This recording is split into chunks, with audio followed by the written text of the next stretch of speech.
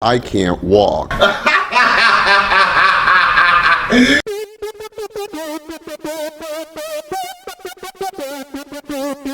I waited a while before saying anything about this because I wanted all the facts to come out about it first. The original story I heard was Jacob Blake broke up a fight between two chicks and the cops showed up, not believing that story. Blake becomes frustrated, so he decides to get into his van and the cops fire 7 shots into his back. Then I find out that the police were called to the situation, knowing there was a man there with an open warrant who was apparently harassing a woman and stealing her keys.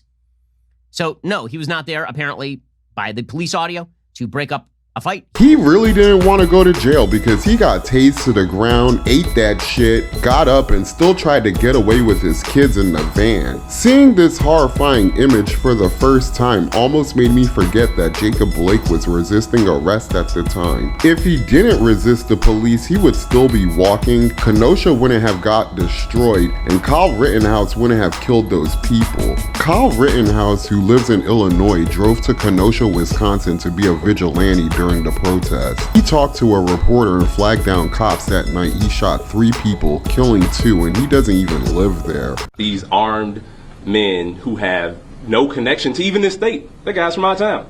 So think about how ridiculous that is. Who is he accountable to? Nobody. And for him to even be able to shoot somebody and still walk away from the scene. I mean, you know, they talked about finding a knife inside of the car, not even on Jacob Blake's person, but this guy's carrying around a long gun, killed somebody, just walking freely, was able to get back home to Illinois.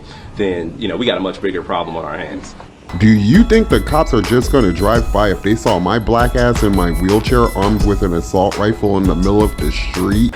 I don't think so, Tim. Me neither, and I think we all know what would happen to me if I did. I swear, this goofy son of a bitch should have talked to Ice Cube before he left Illinois. We ain't cops. We ain't America's Most Wanted, NYPD Blue. None of that shit you watch. We something like them. No.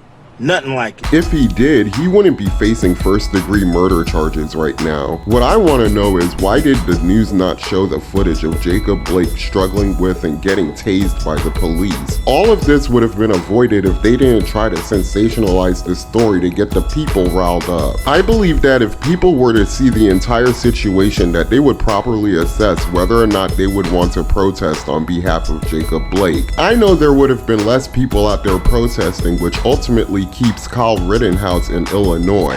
Oh, I say it again, you've been had. You've been took. You've been hoodwinked, bamboozled, led astray, run amok. This is what he does. Unfortunately, I think this is going to be the first of more situations like this. Peace. I'm Audi 5000.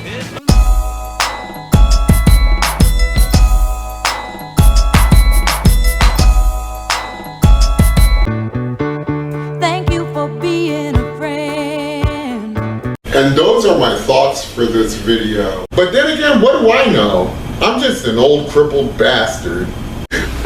Ooh, ooh, ooh, ooh. I ain't too proud to beg for your money, so like, share, and subscribe.